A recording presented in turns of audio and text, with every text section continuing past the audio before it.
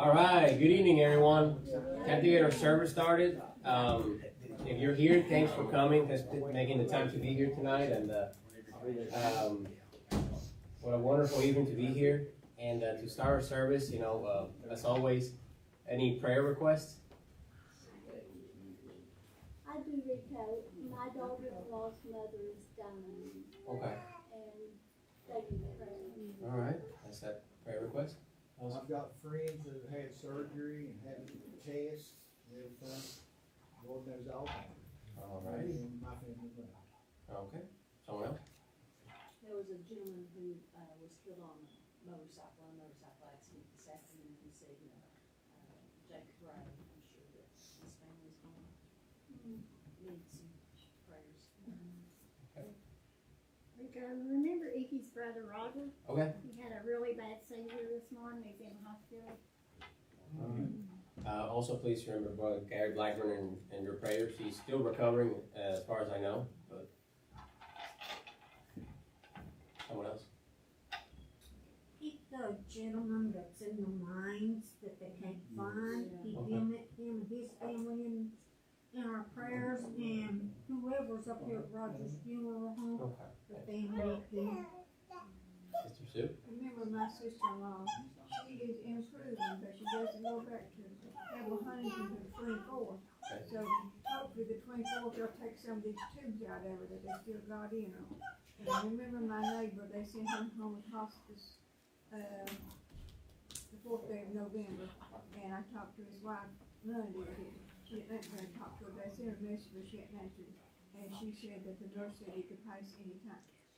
All right. Someone else? Remember Gibbs family?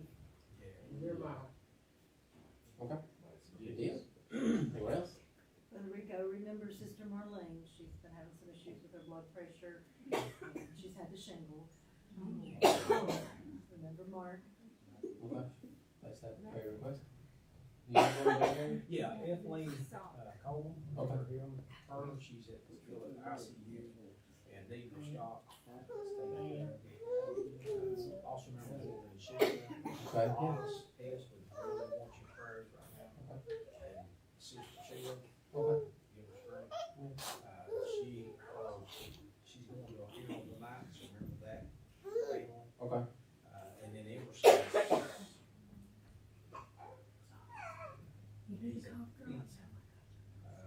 Alice Dixon's mom. Yes, passed away and remember that family. And be much in prayer that the Lord bless me good. Good deal. All right. Anyone else? Brother Rico, Sister Connie asked that we would remember her. She's not feeling well tonight. Okay. Continue to remember Ernest Lee, and she's got an infection. They got to clear before they can continue treatments. And remember my mother. All right. Good deal. Anyone else? All right. Please raise your hand if you have an unspoken prayer request. All right. Brother Shane, you care to lead us into the Lord in prayer?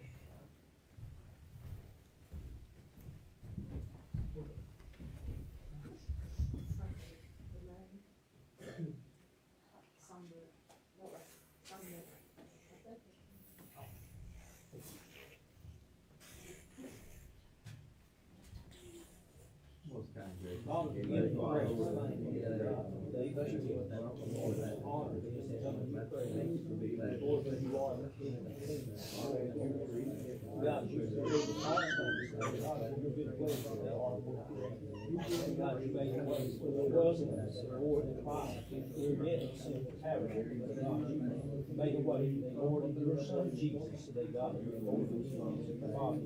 God, that you would honor your Son, and so Father, in him that will come to you in our hour of need, that God, you will bless every request that you mention. God, there's spoken for the things God need us, Lord, I pray the blessings be upon them. God, I pray that Lord, for these children, that God, those that are struggling, Lord, the things that they face in this world. But I know that, Lord, that your hand, those that put their trust in you, that God will find peace today. Lord, I pray, God, that your word will go in their heart, and you, God, that you continue to lead and guide them, that God, and they will come to know you as their Savior. That you are, and always have been, and always will be, Lord, the King of the universe. And you've committed all things to your Son, for he is even as will stay today, that way, the truth and the life today, God. No man today, God, can come to you but through abide him. So, Father, I'm so thankful that your ways are perfect. And God, you are today holy and righteous and just. Bless Brother Rico as he conducts his service today, God. All those youth that's Lord, God, the teachers today, Lord, you bless them. Bless him, bless the leaders of our nation. That God, continue that his Lord church, that God be alive. A lighthouse and a tower of strength in this community. When trouble comes, I know it will today, God. Let them look to you. God, and know today, Lord, that there's one that can be touched with the billows of our infirmities. For the name of your Son, Jesus, we ask these things. Amen.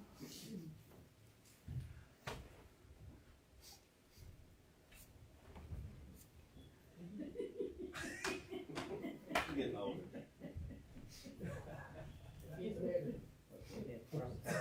All right, now that all minds and hearts are clear, any songs or testimonies? None? Ain't no singers here today. No, I don't think so. Sing it, All right, I always sing. Brother Gary. All right, Brother Gary, Brother Shane.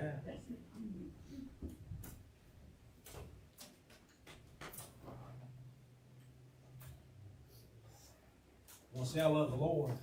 Thankful for his great grace and his mercy.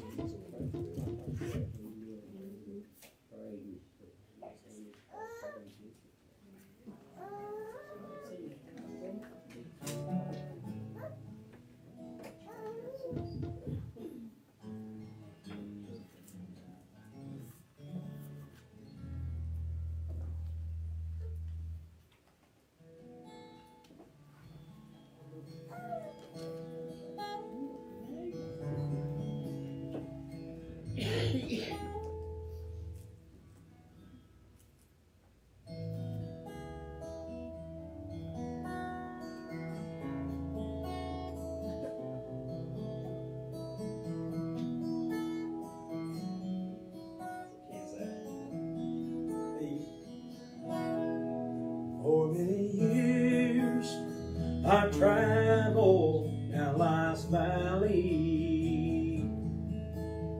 No peace for my soul could I find, but my Savior set me on a mountain, gave me a ticket for the old ship of Zion. I go sailing away on life's ocean. I'll leave some dear old friends behind, but my captain promised I won't miss them. I'll have new friends on the old ship of Zion. I will leave this old world in the morning, so don't worry about me, I'll be fine. Tell all my friends to come go with me, I'll be leaving on the old ship of Zion. I will leave worldly treasures here behind me. You can use them all for such a short time, but if you trust in the Lord, you won't need them. All you need is on the old ship of Zion. And I will leave this old world in the morning, so don't worry about me, I'll be fine. Tell all my friends to come go with me, leaving on the old ship of Zion. Get your ticket for the old ship of Zion.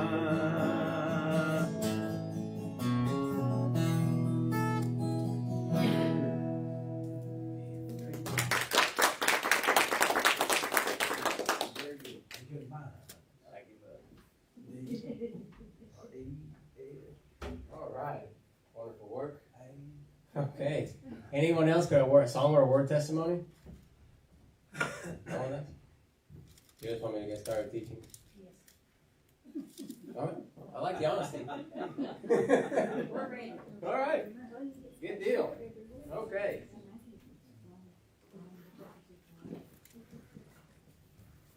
Stuff here. Okay.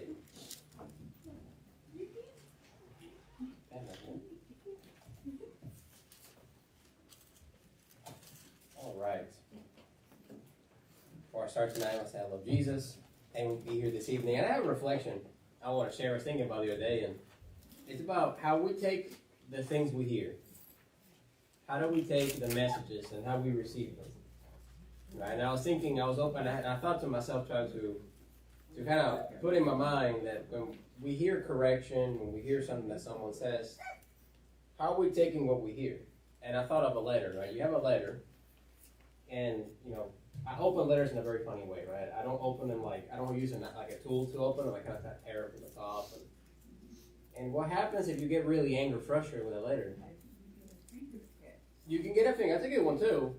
But you could tear what's inside the letter, inside the envelope, right? And you end up missing what it's truly saying. And how many times have we heard the word of God and being angry at ourselves, angry at the world, angry at God, and we miss what He's trying to tell us? Right? That is huge. Right? Yeah. And that's something that's always good, to approach the word with peace and calmness. To set yourself aside before you come to Him. And His word will come to you in ways you didn't expect. Very good. All right. Very good. Matthew chapter 6.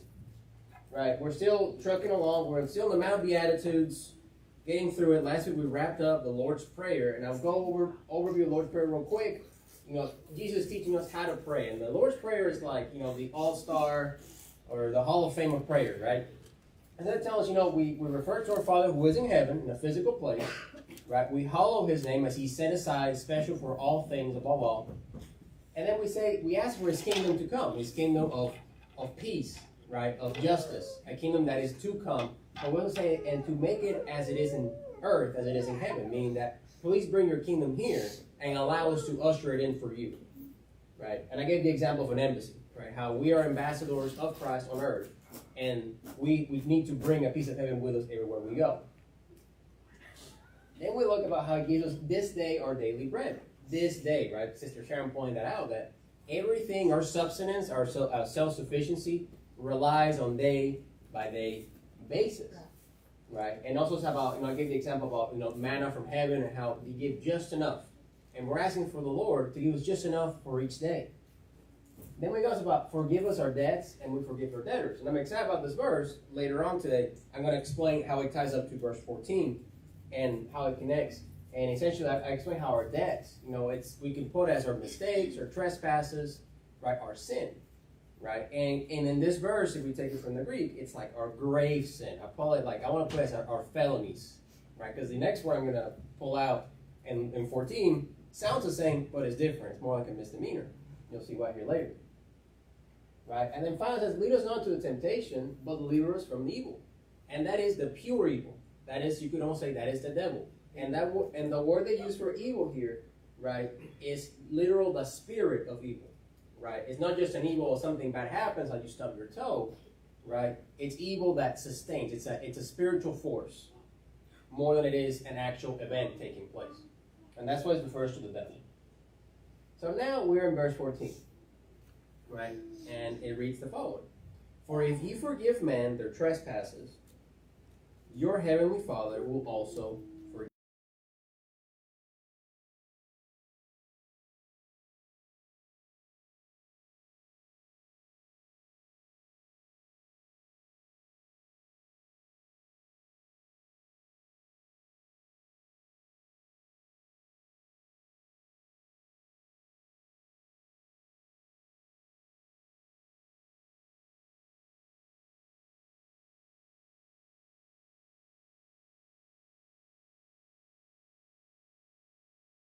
right? And as I said in the Lord's Prayer, there's no me, I, or mine, but there's definitely us, which includes me, right? Includes myself.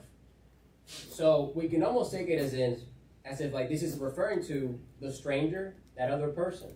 And then when they use the word for trespasses, right, here, it's referring more to a word of a minor mistake or a slip up, right?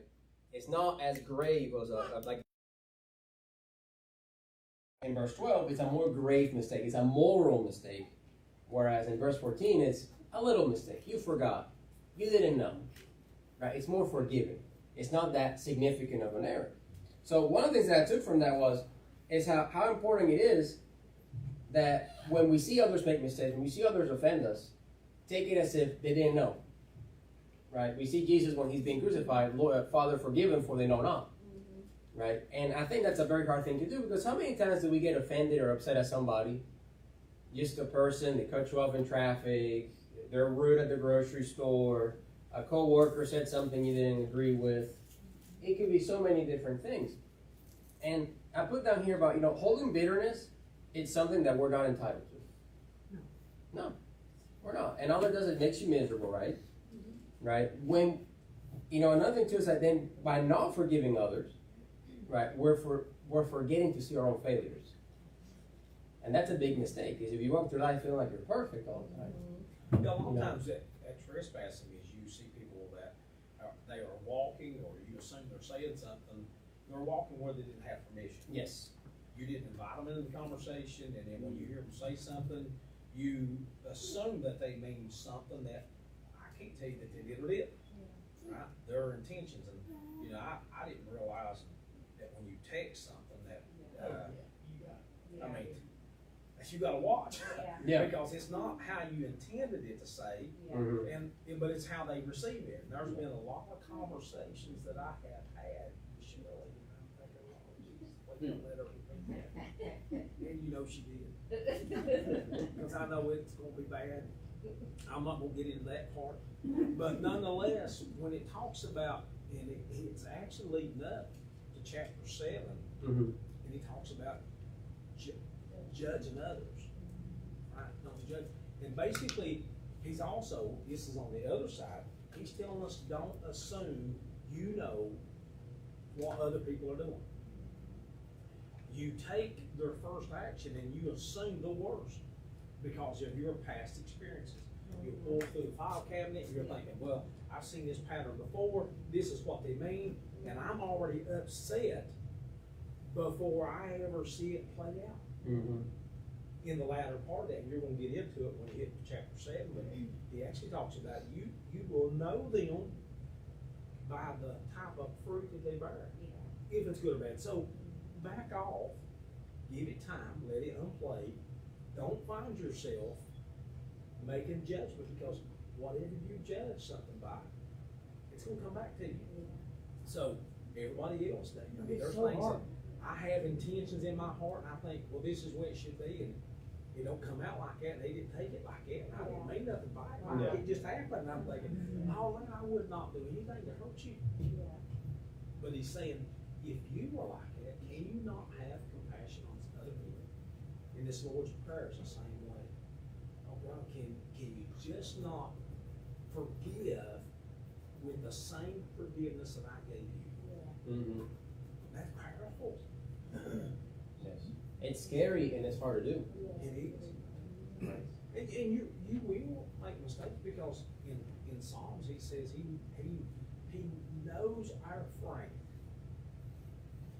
And he pities us because he knows our limitations. That's why the writer wrote, what is man that you're mindful of?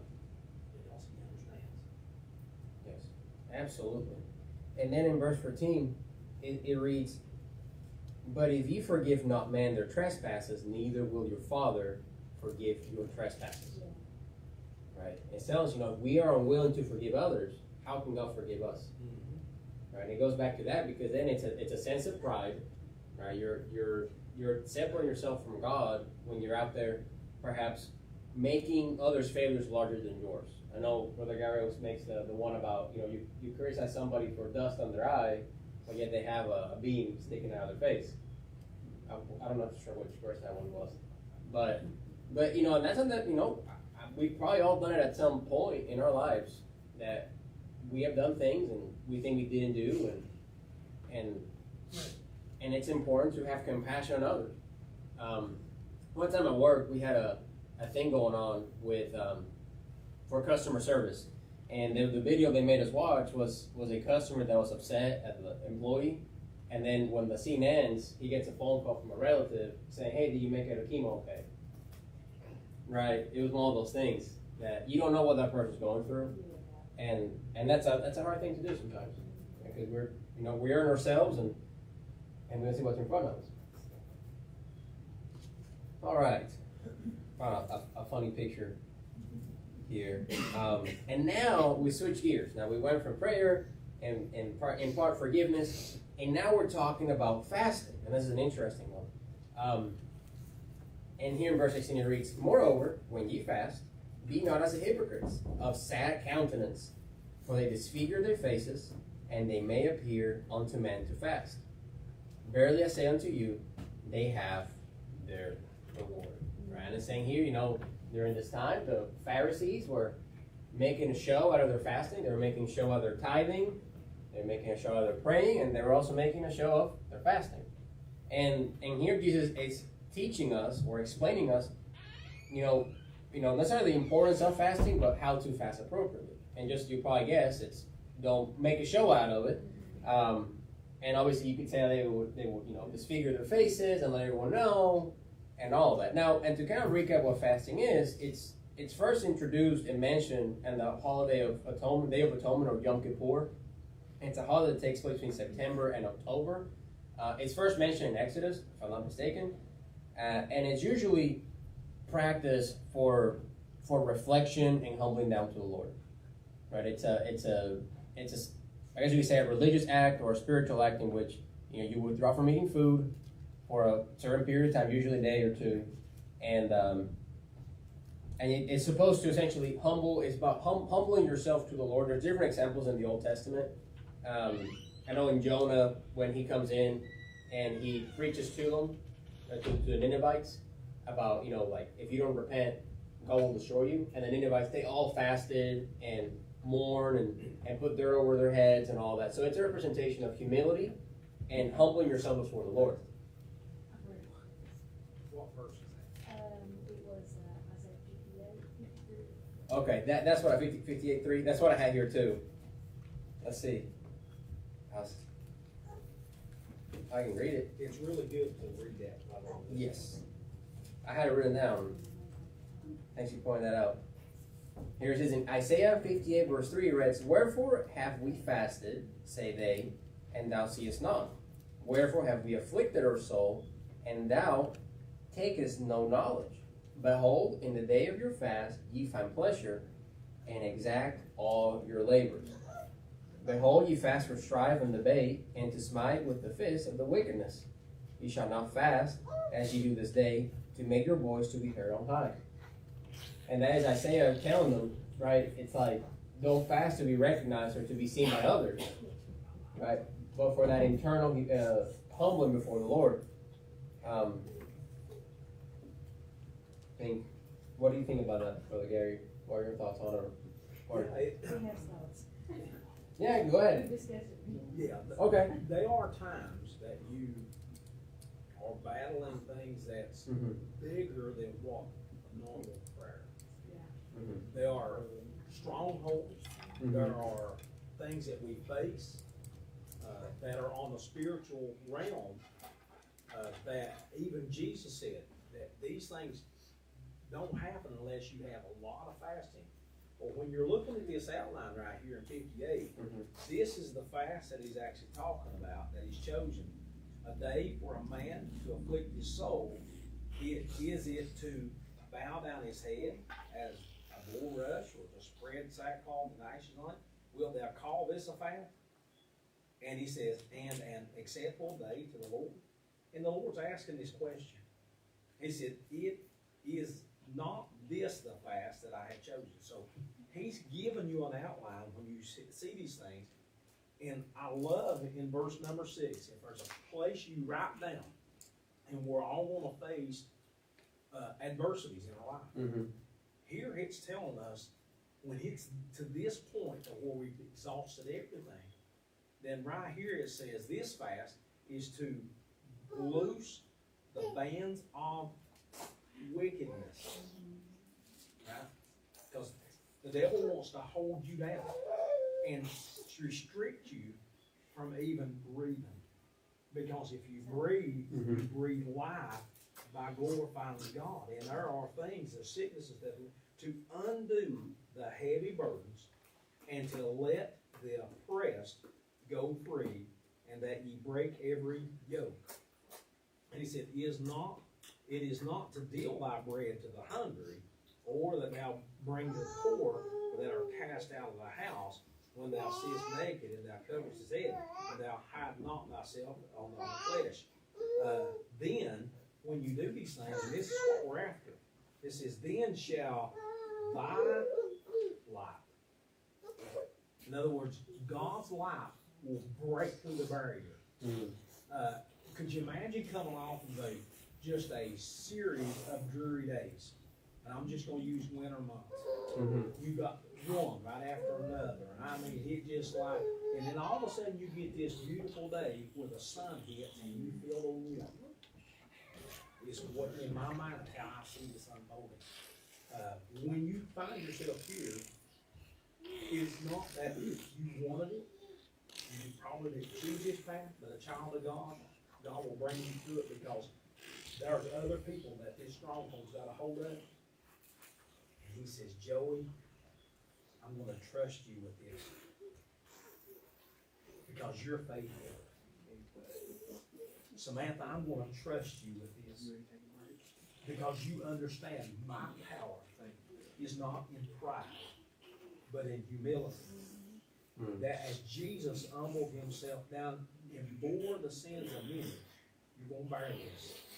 You didn't choose it, but my grace is sufficient.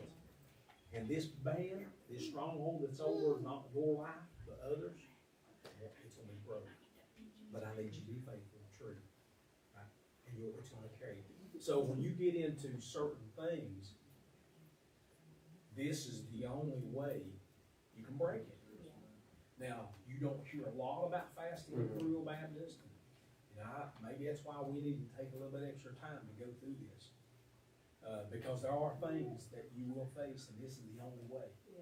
And that's to put it aside. And honestly, it's a mindset that you have to get it set in your mind when you start down this journey. Because once you start, I promise you, there'll be things happening, and you'll think, that is completely beyond you. And when you come out the other side, you talk about an humbling power. You know that's you. But man, it's broken.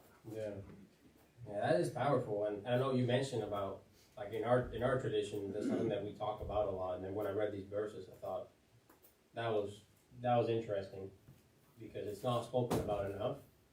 And I think it is something that's almost like a step above prayer in a way. It really is. It's taking a step farther because listen, we know there's angels. Yeah. Don't you think there's demonic spirits? Yes. Yes. You look around, but there is no way somebody is not, that there's not a demonic spirit control when you see some of the people and some of the events happen in humanity. It does not make sense. Yeah. Yeah. I need to get louder. Oh, sorry, Oh, goodness. He gets serious. He gets his man voice on. I can't hear it. It gets low. Oh, okay. I want you to listen. Oh, goodness. Because I can hear you. Oh, goodness.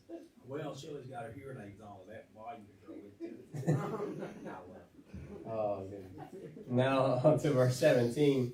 And now he gives us the way we should fast it, and it says, but thou, when thou fastest, anoint thine head and wash thy face, that thou appear not unto men to fast, but unto thy Father which is in secret, and thy Father which seest in secret shall reward thee openly. Right? And it goes back to that. Look normal. Right? It says to wash your face, and in different translations might say anointed with oil, was, get ready for your day like any other day. Right? And just mind the Lord.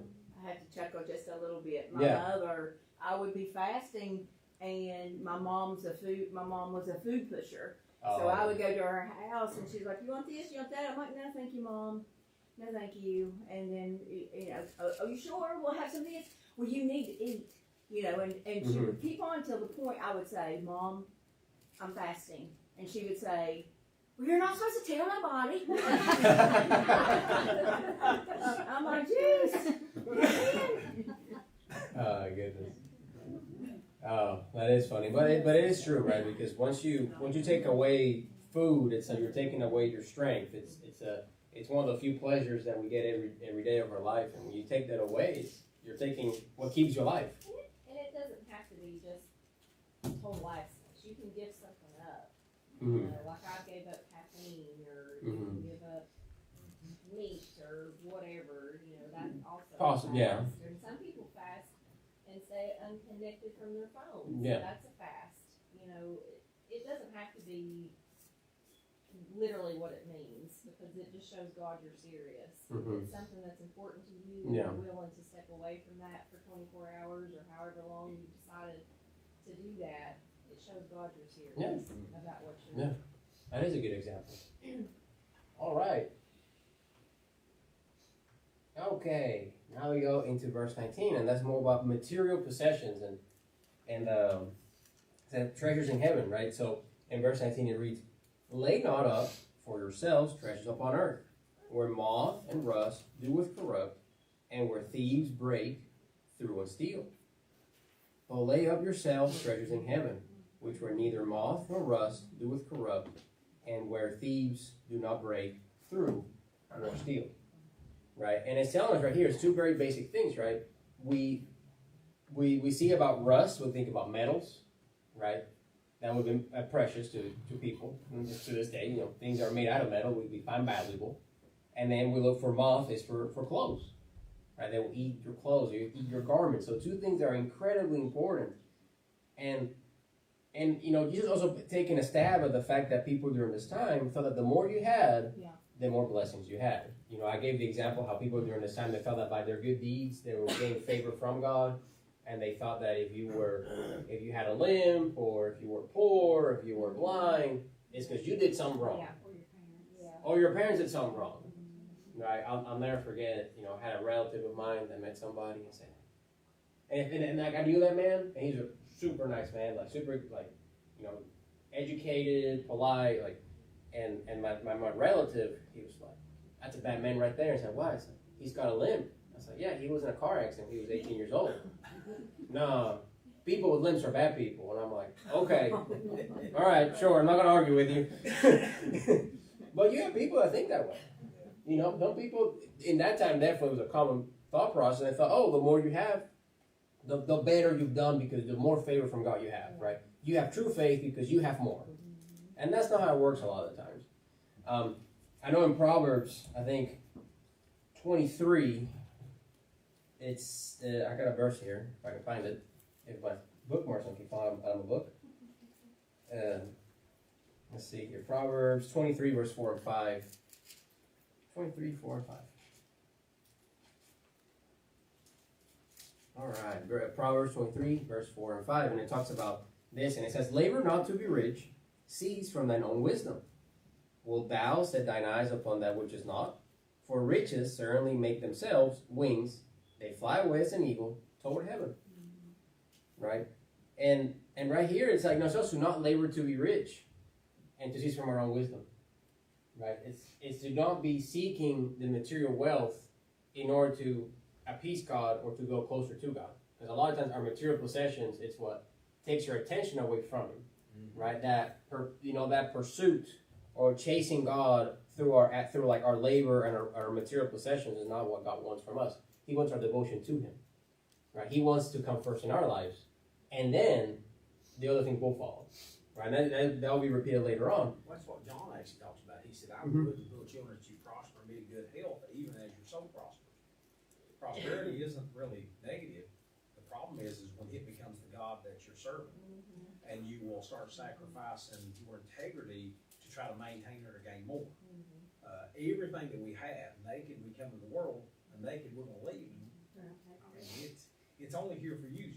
And I love the statement that I've heard before, that I'm not a owner of nothing, but I'm a steward of everything. And I will have to give an account to how did I handle the things that he's given. A lot of money, that's a lot of responsibility. But I will pose this question to you when you think about if what you're hanging on to were suddenly stolen and taken today, how does it affect your walk with the Lord? Would it cause you to venture off? Or would it cause you to question or to seek vengeance of yourself? When Jesus said, render your vengeance to the Lord, said, vengeance is mine, I will repay, saith the Lord. We are not able, in our limited abilities, to pass that kind of judgment on somebody. So when you're looking at wealth and riches and stuff, they're material things for us to use. Everything that you work for is never truly for your own benefit. Now, and I'll use this before we you take a tree, for instance, and you see a tree that bears apples. The question is, as loaded as that tree can get at times through its life, was the apples for that tree's benefit? Everybody walking by. So everything that God has blessed you with, is never for my benefit. But it's always from talents to material, monetary gain. Everything that God has entrusted to you is because He said, let's see if they will use it for my glory. And that's for everybody else. That's why it's so important that the fruit be okay. Because they walking by and walk around the fruit, are they going to pick up and eat it? Or are they going to walk by it even though there's fruit there? Yeah. You know what I mean? And there's the touch it. So how dwells the love of God in us if we shut up our bowels of compassion? Yes. No, that is true. And one thing that's also important is not necessarily the thing that Jesus doesn't want us to have things, but He wants us to seek. Like I said, seek Him first, and then everything else will follow. And all you do is for His glory, not for ours. And I put here, there's another verse that kind of ties to all this from James, chapter 5, verse 2 and 3. It says, your riches are corrupted, and your garments are moth-eaten.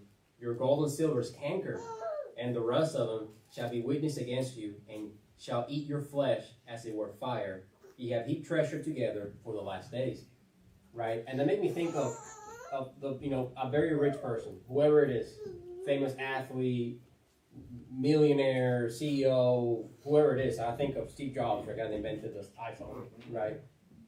Billionaire, and he died like the rest of us will, right? And I'm sure he had the best doctors that money could afford.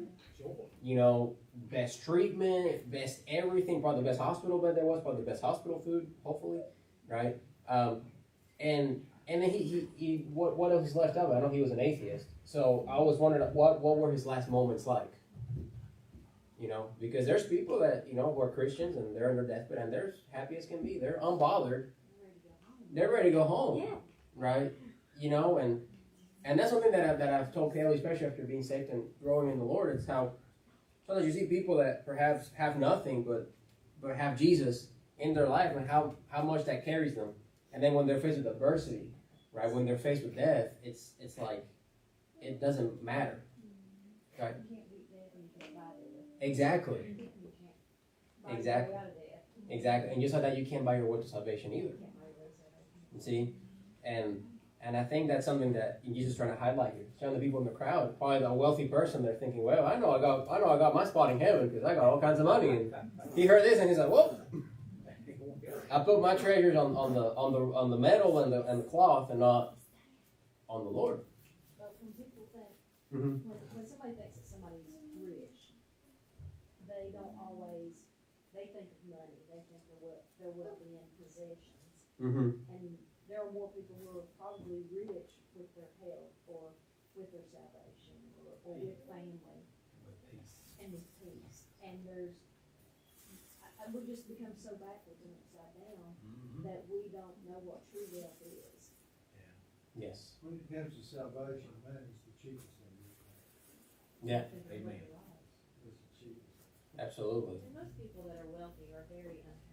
Yes. You look at a lot of the celebrities. They're looking for happiness and stuff. I mean, truthfully, I mean, a lot of the celebrities, they either end up committing suicide or they have a drug addiction. They've been, married 3 or 4 times. There's no happiness there.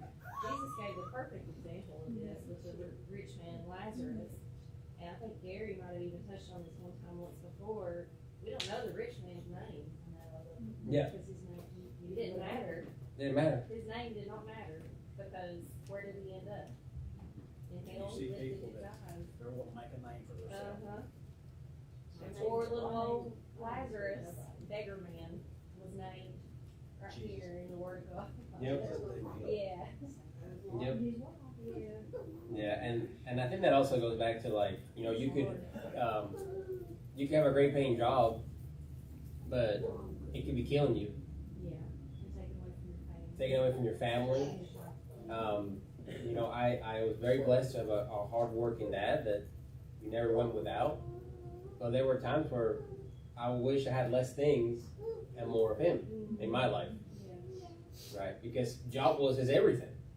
He didn't care about it. I'm exaggerating, but he felt like sometimes he didn't care about any of us. He just cared about work. It was Sunday he was working. All the time working, all the time, right? I know for a good reason, but then that happens a lot. People put themselves out there, and some people take a lot of pride in that. It's almost like a badge of honor to say, "Oh, I worked 16 hours today, and my back is broke, and I have a broken leg and a broken shoulder, and I still went to work today." And it's like, okay, I would say good for you. But that is, that's something that we deal with, in the materialistic world. And then finally, in verse 21, it says here, where's that? Okay, yeah. For where your treasure is, there will your heart be also. And so what is important to us? What matters to us? Right? Just like there's people out there who put a lot of effort, right, into showing up for work, no matter whether they're sick or afflicted or whatever else, and that's the most important thing in their life, that's where their treasure is. Once they lose their job, once they lose their money, what's left of them? Right? But when your heart is in Jesus, right, when the things of God, right, and your job is to create a relationship with Him and those around you in Christ, right? When you lose things, it doesn't matter.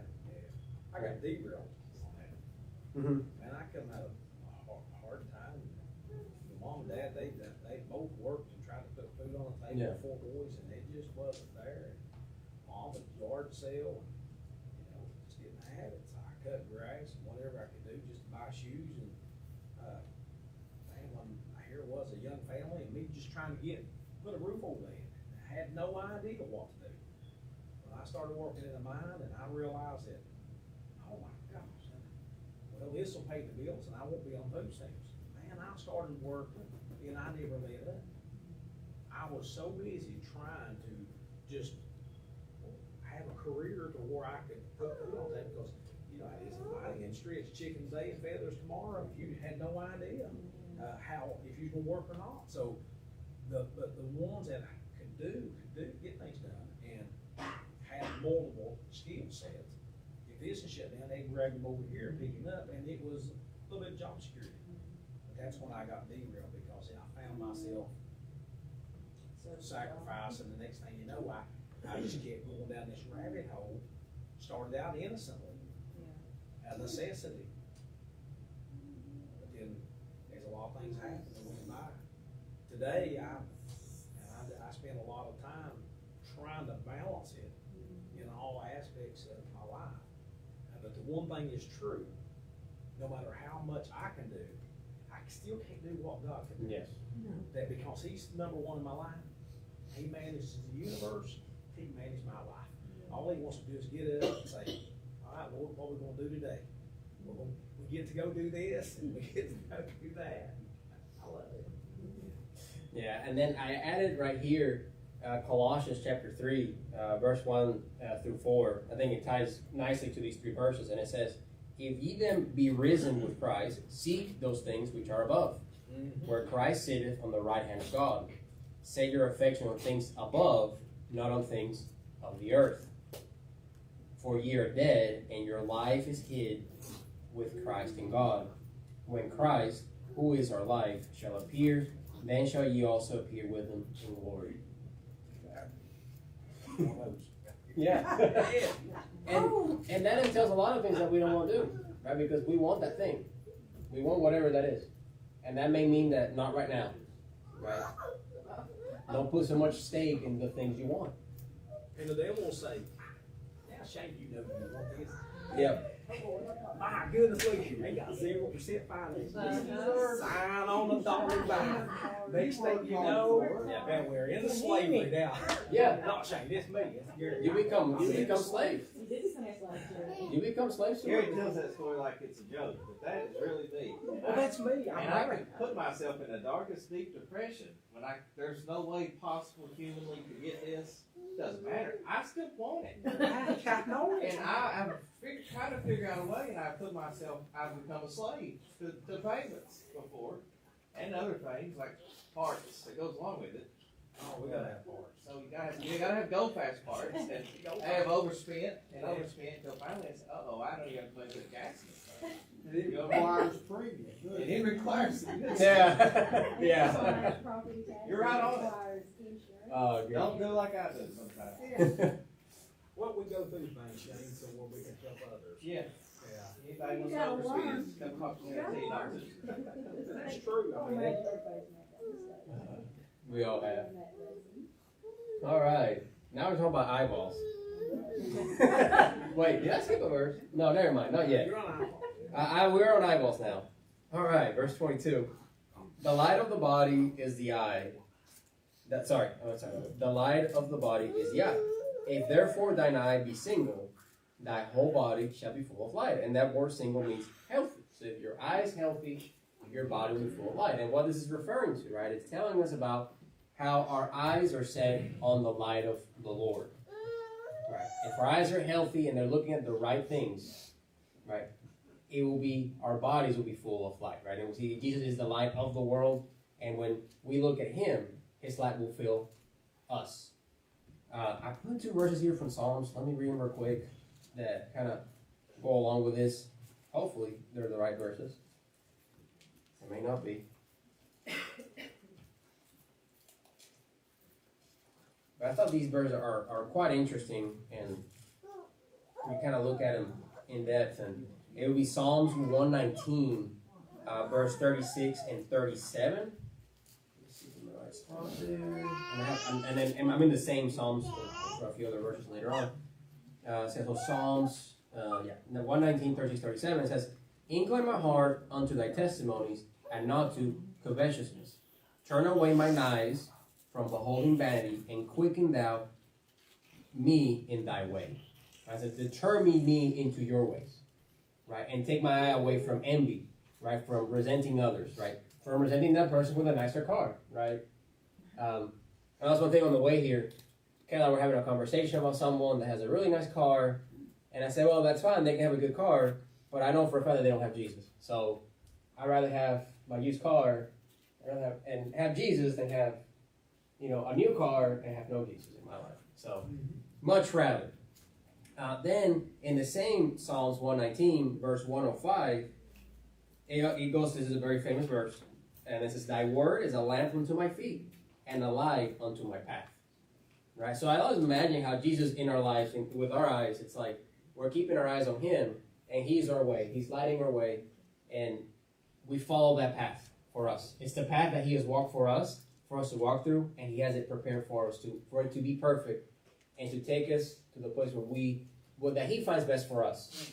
And then in verse 23 it says, But if thine eye be evil, thy whole body shall be full of darkness. If therefore the light that is in thee be darkness, how great is thy darkness? Right? Man, that's very interesting how you figure this out. I never really thought about eyesight until I've watched Jack and how he's got his eyesight are declining, and he doesn't see here, he sees peripheral and how it's diminishing. And then there's people that they have to have brighter light to be able to see. That word that he's talking about 19 as a lamp unto my feet and a light unto my path. I have to shine my light here so I can see that and shine it out there, but if it's the eye, if you can't see it, you're gonna stumble. If you can't see the path, you're gonna veer off the path. Yeah. It's And very interesting. it's like the song of the lighthouse. Like the lighthouse is useful as long as you look for it, but if you ignore it, it's got no use. Yeah. Right? It's true. See what I mean? So, and that's something that, you know, it's the light of Jesus is there, but people choose not to see it. Right? And it is our job to look at it, to search it.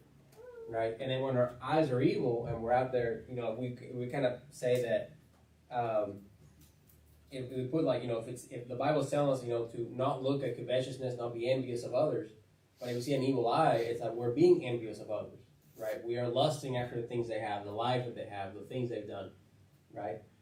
It'll actually tell you where your heart's at because of what things that you're starting to look at repetitive. Yeah. Not that you've seen it the first time, but when you start going back and looking at it over and over and over, and all of a sudden it's captivated you, that is a lust of the eye. That is very real, no different than really having a. You ever heard people talk about a sweet tooth? Mm-hmm. Well, think about it like eye candy. It's really difficult once you start down that rabbit hole. Mm-hmm. Looking at something, the next thing you know, it's got your whole heart dark. Yeah. It doesn't matter if it's the car that we're jumping out of each other, we talk about cars. You killed me tonight. I mean, or if it's it's the side by side or the luxury or the vacation. It really does not matter if it takes your eyes off of Jesus. Now you've got a problem because he said, "I am a jealous God. Mm-hmm. I won't have any other gods before me." Yeah. So Yeah, and you would see that too. Like, for instance, I know this might sound dumb to all of you, but during the pandemic, we had this thing called Strava, and it's like an app. It's like a Facebook for people that run and ride bicycles. So in it, you could put like streets, and you could have champions, or I think it was like King of the Mountain, or some goofy name, and they would tell you who done it the fastest. So I would go there, go do my ride. And not only had to do my ride, I had to do a ride longer than everyone else that I follow, my friends. So I had to make sure it was longer, it was faster, and I had to make sure that I went to that street they went to earlier that week and did it faster than them. And then when they beat me, I used to get so upset. And I'll be out there refreshing and looking at it and couldn't wait the next Saturday. I'm going to go again and I'm going to show them who I am. And it was driving me crazy. I kid you not. It was driving me insane. And I was driving Kaylee insane too. I kid you not. As dumb as that sounds. Bless your heart. And I thought I was having a good time. Yeah, it's something as dumb as riding a bicycle could drive you crazy. It really can. I put here a verse from Isaiah chapter 5, verse 20, and it reads, "Woe unto them that call evil good and good evil, that put darkness for light and light for darkness, that put bitter for sweet and sweet for bitter." Right? And there's a lot of times when people try to justify evil, justify their actions, right? It's the way they see things, right? One of the things when I study for my job, one of the things we learn is about fraud and corruption, right? And it has three factors: motivations, objectives, and attitudes, right? And motivation, basically, it's like what motivates you to steal, to be a crook, right? Well, there's money. Right? Money. Objectives. Well, I want that promotion. Right? Oh, sorry, not objectives. Opportunities. Well, my boss is not in town, so I can go into the office and write me some checks or whatever it is, right? The opportunity to be corrupt. And then attitudes. Like, how do you perceive or how do you see things at it? Sometimes when people commit crimes and fraud is they see it as the right thing to do. They see themselves justified in what they're doing. They see themselves as entitled, like, I worked hard to Yes. do what I said I would, and so I deserve that. Exactly. And a lot of the times when people do these things, it's not necessarily that it started from them creating reason within them to do it. A lot of the time. They sat there and thought about it. Well, you know what? That person has a lot, and they have a lot of shoes, and what's me sticking one other pair of shoes when they got 20? Right? And next thing you know, they steal 4 pairs of shoes and a pair of pants. And right? You'll see that. But if they realize that they just asked, they probably didn't get to.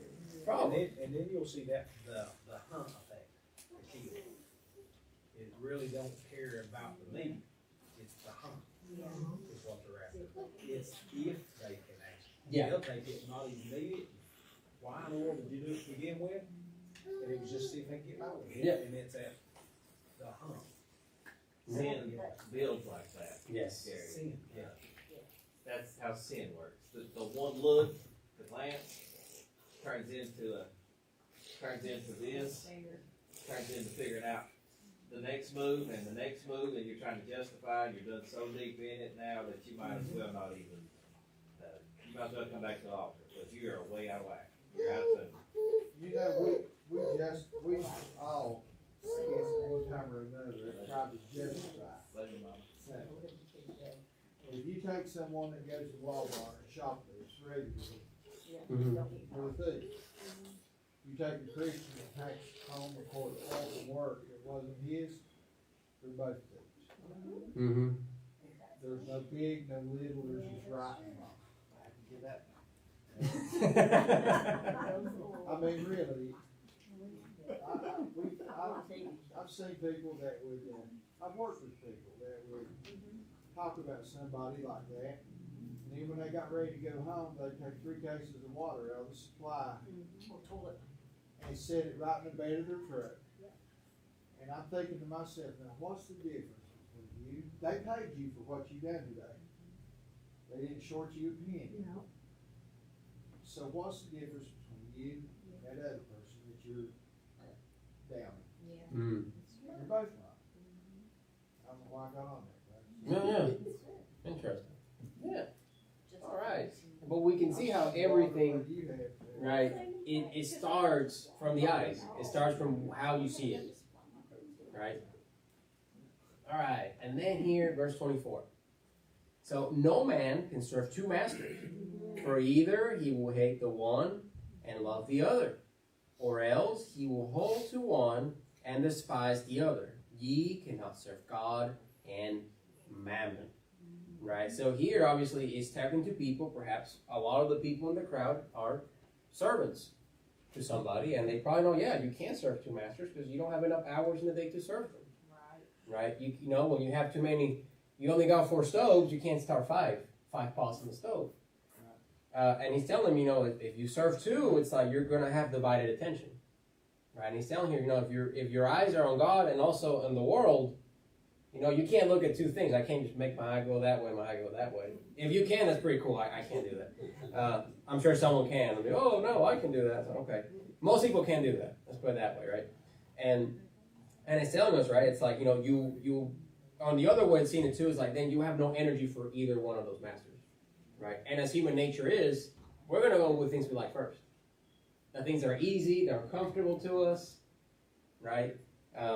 Like I mentioned, for example, riding bicycles, back in that time, it was easier and more fun for me to go for a bicycle ride than opening my Bible and reading it. I'm being 100% honest, right? And at that point, I had 2 masters. And then guess what happened? I was too tired. I said, I'm too tired to read my Bible, so I'm not going to read it, right? True story. So that's like, I think that is an example of that. And then I mentioned mammon, right? You know, and what mammon is, it's a representation. I thought it was like an actual pagan god, but it was more of a Aramaic term for all the things that we strive for, right? For success, for wealth, right? And saying, you know, you cannot serve God and serve your ambition, right? Serve yourself. Exactly. And, you know, like I always think about how much, you know, when you work in the, you know, in a corporate world, people see it that, you know, I know coal mines has their stereotypes. In the corporate world, using the bathroom is frowned upon, right? Eating is frowned upon. Speaking your opinion is frowned upon. Like, the corporation becomes your god. Right? And you have to be company man. If you're not company man, then you're worth nothing. At least that was my experience working for a big corporation when I did. What's that? Yeah. It's like you're insignificant. It's like what you are, who you are does not matter. All you are is the fly swatter on the end of the hand that swats it. Yeah. Corporation says, this book says it does this way, and that's the way you do it. Exactly. And there's no excuse why you don't. Exactly. And there's reason for that, but then it also comes to the point where some things are permitted, but then things that perhaps are immoral or unchristian, right? So things that are immoral and unchristian are permitted, but things that perhaps are more Christian like are not permitted. Now that happens a lot too, and that's more, it goes back to the social aspect of it, political and all that stuff, and that. But along with that whole thing, there's a statement I heard, Mhm. and it's you will always find time or have time for whatever's first in your life. Yeah. You will. So it will be your judge if you look at what you're drawn to. It'll tell you what you're saying. Absolutely. I read something one time that said, you can straddle the fence, but Satan owns the fence. Mm-hmm. Yeah, Yeah, that is good. he wants you there. Yeah, and I was gonna say something, I forgot. But it's important to make Lord a priority above all things, right? And that's part of that living sacrifice that we have to take every day, because then we're taking our things that we desire and casting them aside for Him. Not every day you're gonna feel like opening your Bible, And I always say those are the best days. Yeah, because there's something stopping you. The days that I want the least is the days that end up being the best ones. It is. Always. It is something, and it's like, it's just, and that's the thing that's the most important part. It's like to set yourself aside, right? Once you get yourself out of your own way, then you can let God in. So, we'll see you guys next week, and I'll turn it Good off. job, Ricky. Good job. That bicycle